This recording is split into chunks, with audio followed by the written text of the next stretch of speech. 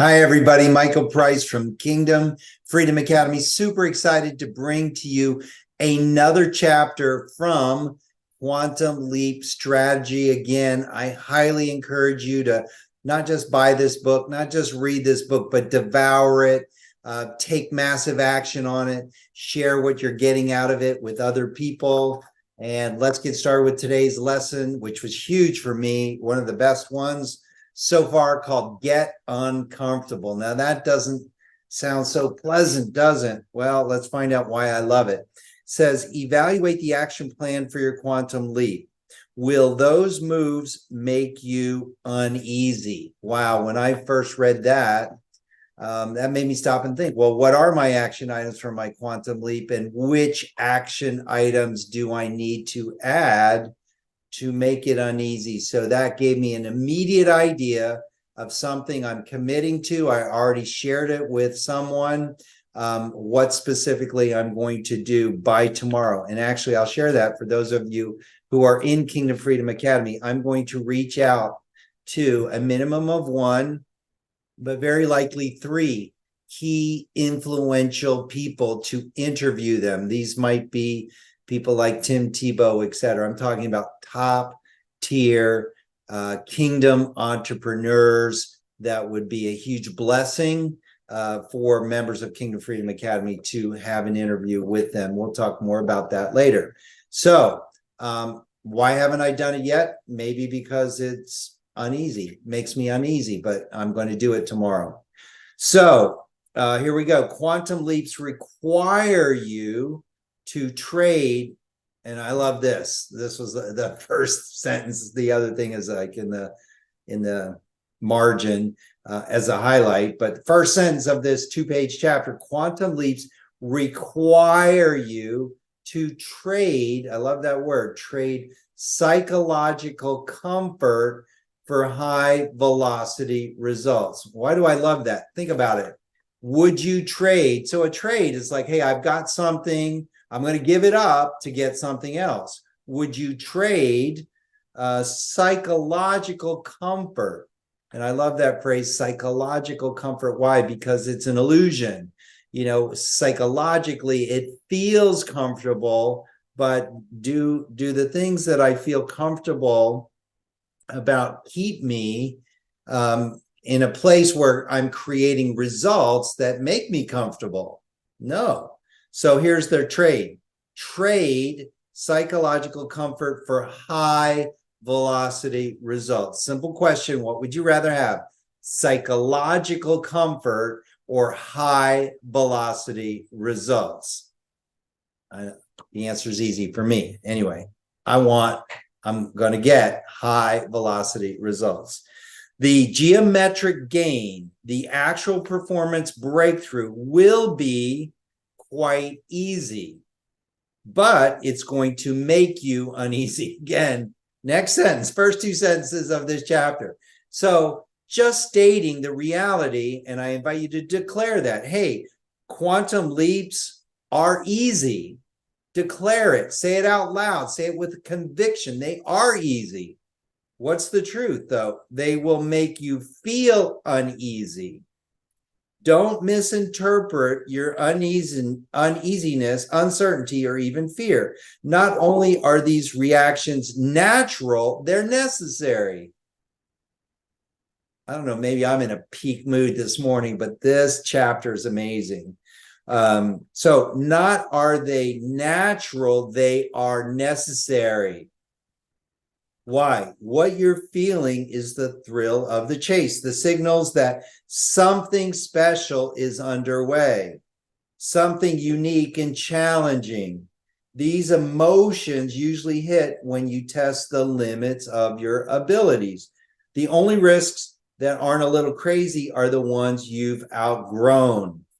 You'll probably experience a blend of anxiety and raw excitement. You might compare it to the mixture of nervousness and exhilaration people experience zooming down a long slide or riding a roller coaster. It's thrilling and a little spooky at the same time. The psychological discomfort comes from having to destabilize yourself to make the quantum leap. The breakthrough from U to U squared involves new behavior, and that disturbs your personal equilibrium. So I'm going to repeat that. It must be that in order for you to achieve more, you've got to be more. In order to be more, you've got to take new actions, and in taking those new actions, that new behavior is going to disturb your, quote, equilibrium is the word that he uses, or what a lot of people call your comfort zone. And actually, in the very beginning, right above the very first sentence of this chapter, what I wrote, I was prompted by the Lord to put in the margin of this, is the sin of comfort. Now, why do I call it the sin of comfort? And many people might be thinking, what's wrong with comfortable, being, comfort or being comfortable? Well, when I rely on that, when I don't want to get outside my comfort zone, when I don't want to stretch myself to pursue a quantum leap, I believe it becomes a sin, because I'm not doing what the Lord wants me to do because of my fear. I'm staying in the comfort zone. So get out of the sin of comfort. Since the natural tendency, I love this too, natural tendency, right? What is the natural tendency? Well, since the natural tendency of a human being is to seek homeostasis. What's that? You feel emotional, we want to stay even, right? You feel emotional pressure to resume your usual routines. Old habits don't give up easily. Your old habits won't produce U squared, though, so you must not let them prevail. They'll mess with your emotions for a while and make you uncomfortable, then let you have your way. So just realize that like they're going to mess with you. Just know that right up front. They're not going to like you making a change and stretching your comfort zone and getting to something that's uneasy, but eventually they will let you have your way. Last paragraph here. If today you started your body on a new stretching routine, think about this. Parallel they use. Great analogy here. You would, so if you started doing something new like stretching, okay, you would immediately experience a little discomfort, and tomorrow you'd be quite stiff and sore. It's just like lifting weights maybe for the first time, right? You're going to feel uncomfortable the day, the time you're doing it. And the next day, maybe for more than one day, you're going to feel the soreness that results from that.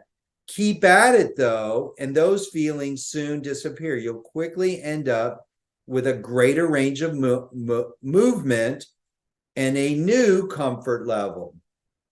Quantum leaps work a lot the same way. Just be careful about getting hooked on comfort. It's incompatible with quantum leaps. I'm going to read that again.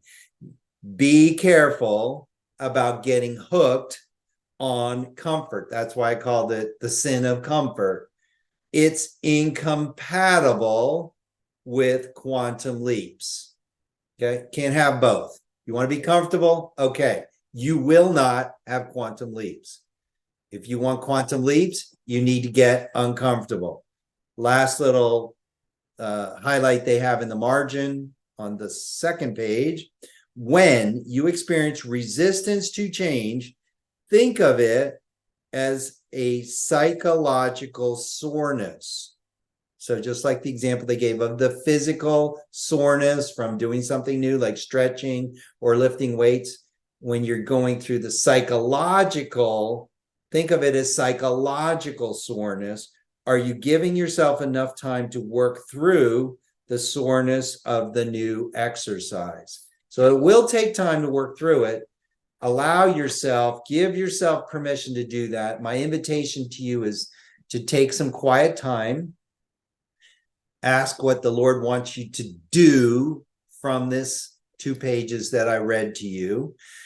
make a commitment to do it, write it down, share it with someone like an accountability partner, and then share your results. Somewhere near this video, you should be able to comment, and that way we all see what you're getting out of it. So look forward to hearing about your quantum leap results, because you're willing to take the quantum leap steps that are necessary, that are required. You will have soreness, psychological soreness, but you will get over it. And then you'll have amazing results. God bless you. Michael Price, Kingdom Freedom Academy.